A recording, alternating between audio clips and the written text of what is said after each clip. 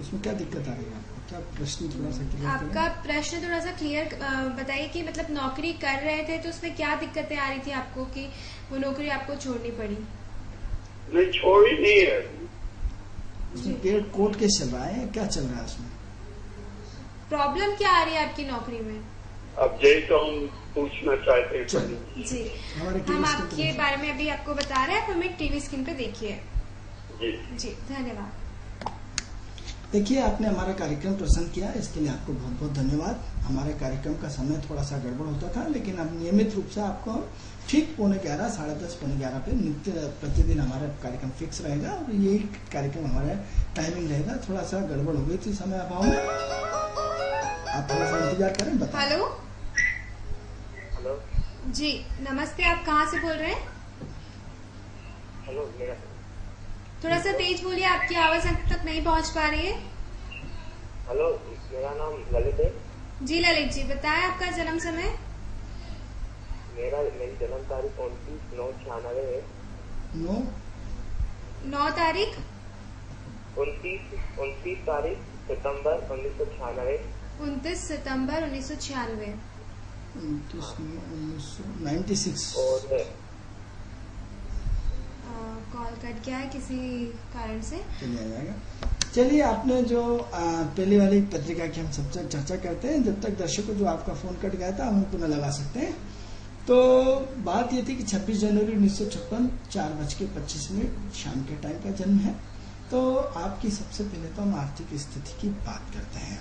तो हम 1956 के जन्म के बाद भी आज आपकी उम्र 60-70 साल की है और उसके बाद भी हम इस कुंडली में देख पा रहे हैं कि आज भी आपकी एक्टिविटी का फ्लो बहुत ज्यादा है।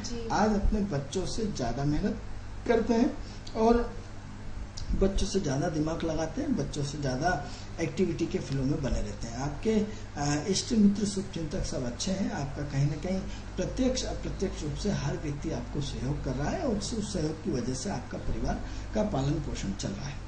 अब प्रश्न सबसे पहले ये है कि आपने अपनी ज्वाइनिंग पूछी कि आपकी अपनी नौकरी में कब ज्वाइनिंग होगी।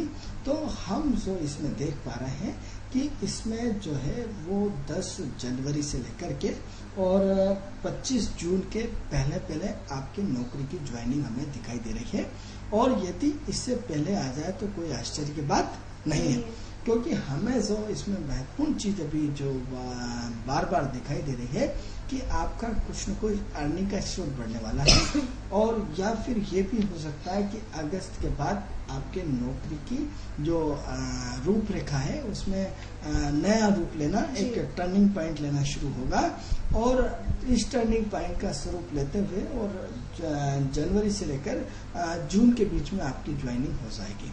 रहा सवाल आपकी आर्थिक स्थिति का, तो आर्थिक स्थिति का हमें इस वक्त बहुत महत्वपूर्ण ध्यान दें आप कि आर्थिक स्थिति का हमें इसमें कुछ न कुछ नई आवक दिख रही है। अब या तो कोई कुछ काम शुरू करेंगे या क्या करेंगे ये हमें नहीं मालूम, लेकिन हमें इसमें दिखाई दे रहा है कि कहीं न कहीं आपकी अगस्त के आफ्टर, क्योंकि मित्रों टाइम लगता है किसी भी चीज में आने में, तो अगस्त के बाद हमें अचानक आपके इनकमिंग का स्रोत दिखाई दे रहा है, पैसे की आवक जावक दिखाई दे रही, आपके कर्म क्षेत्र दिखाई दे रहा है। तो हम ये मान सकते हैं कि आप अगस्त के बाद यानी इस महीने के बाद कभी भी सुलझना प्रारंभ करेंगे, क्योंकि मामला काफी कंफ्यूजन वाला है, असमंजसता वाला है, अनिर्णय वाला है। और आपके अपने लोगों ने कहीं न कहीं उसमें आपकी झूठी शिकायत करी है और झूठी गड़बड़ी कराई, और हो सकता है कि कहीं आपको रिश्वत देकर के फंसाया गया है। ऐसा हमें आभास होता है, क्योंकि मित्रों ज्योतिष कोई भगवान नहीं होता है, आपकी तरह एक आम आदमी होता है।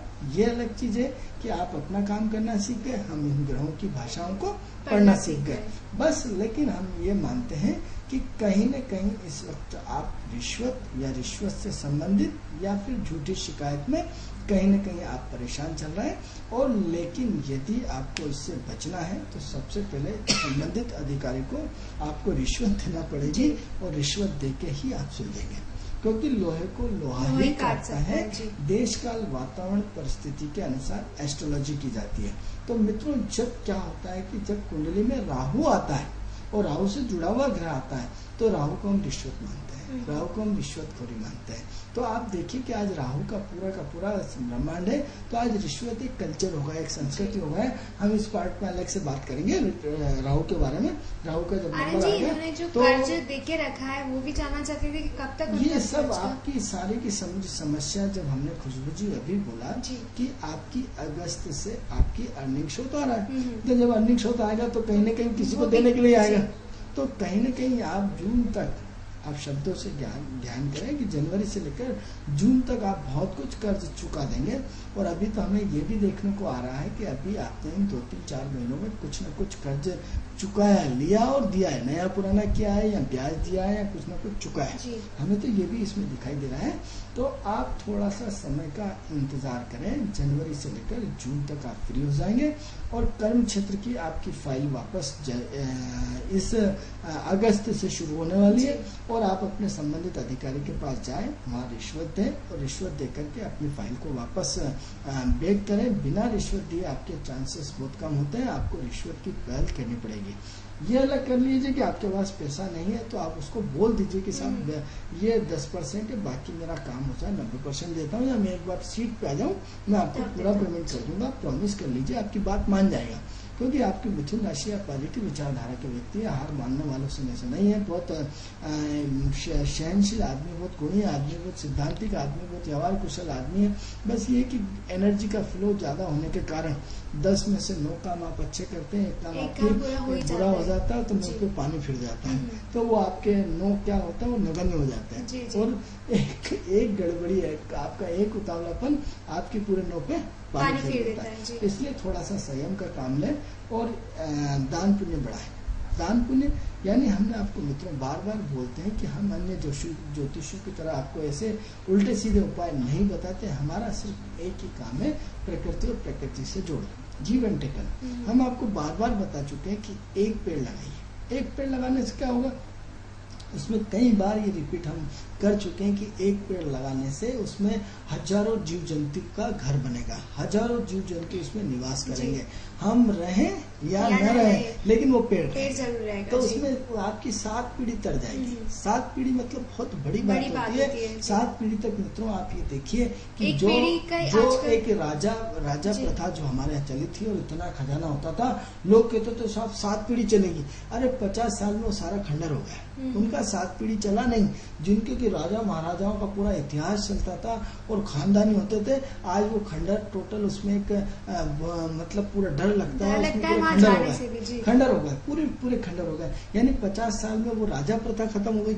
लेकिन हम तो ये कह रहे हैं कि आपका एक पेड़ आपकी 7 पीढ़ी तक चलेगा, क्योंकि उसमें पक्षी का अंडे देंगे, जन्म लेंगे, और लेकिन उस पर निवास करेगा। तो एक पेड़ लगा दीजिए, आपके सारे गुनाह माफ हो जाएंगे, आपके सारे पाप धुल जाएंगे। एक नर्सरी से जाइए, आप एक पेड़ लगाइए, पेड़ को बच्चे की तरफ पालिए, पेड़ बड़ा वाला लाइए। लेकिन ध्यान रहे कि पेड़ ऐसी जगह लगाना चाहिए, क्योंकि आजकल की पॉपुलेशन बढ़ती जा रही है, रोडों का विकास होता जा रहा है, मकान बनते जा रहा है, पेड़ आपके जीते जी नहीं कटना चाहिए। इस बात का कोशिश करें कि जैसे मंदिर में भी आजकल नए निर्माण साहब जगह कम होती है, गणेश जी और बिठा दो, क्योंकि पैसा इतना ज्यादा आ रहा है कि लोग करे क्या, उन्हें राम जी बिठा दे, कृष्ण जी और बिठा देते, अब राधा जी और बिठा देते हैं, यानी विस्तार हो रहा, मालूम पड़े पेड़ काटना पड़े।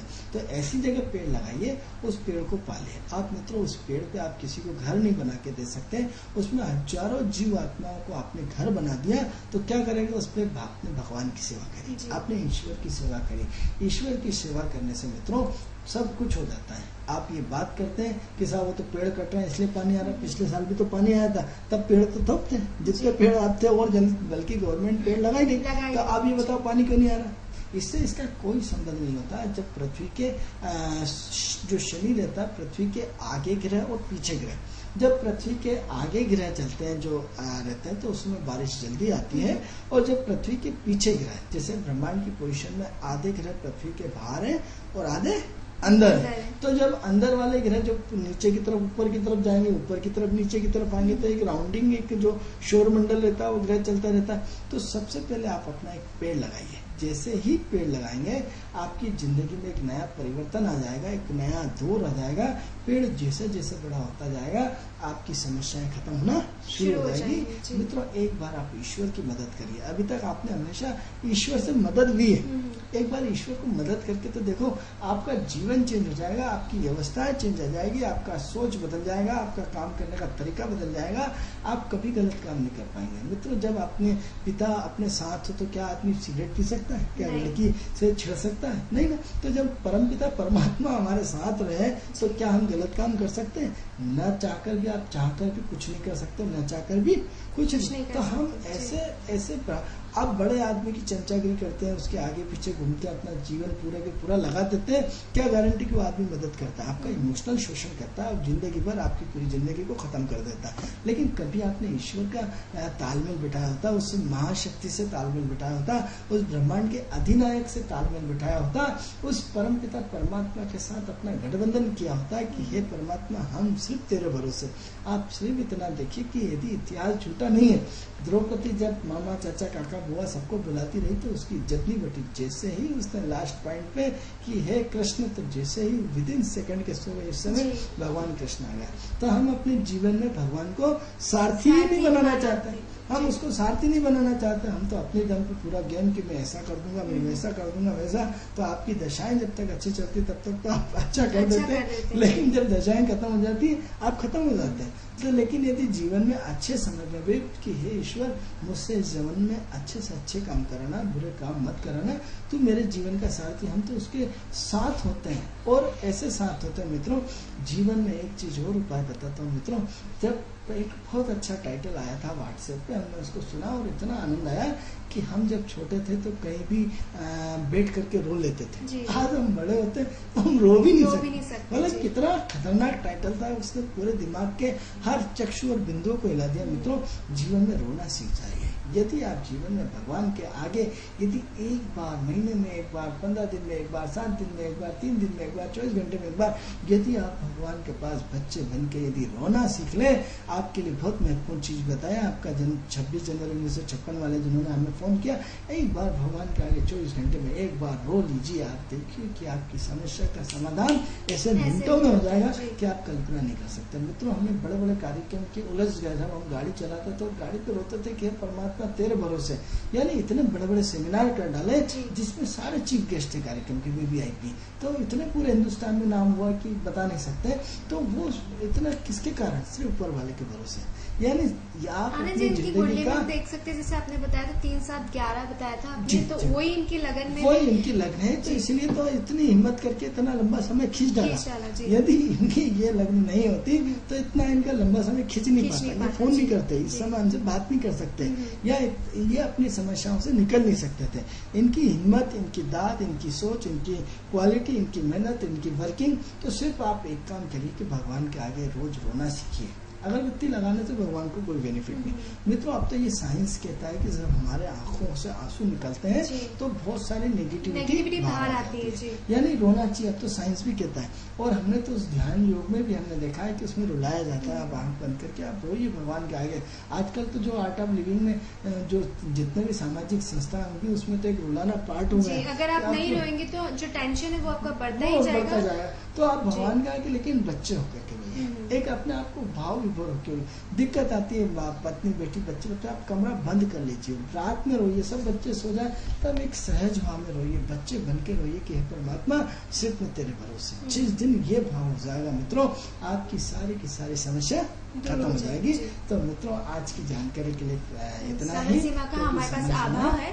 तो दोस्तों, किस्मत सवारी में फिलहाल इतना ही। आपकी जो भी समस्या हमारी स्क्रीन पर जो नंबर फ्लैश हो रहा है उस पर संपर्क करने से जल्द समाप्त हो जाएगी।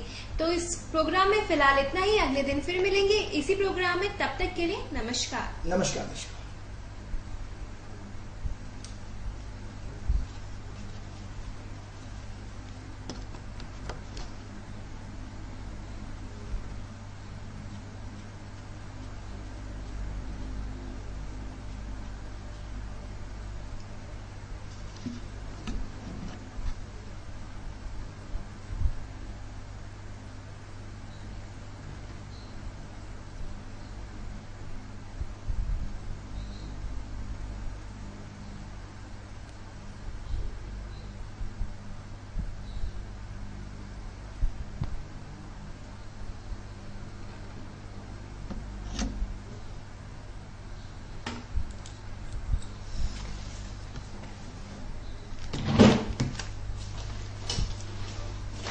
नंबर चाहिए आपको वो वाला? हाँ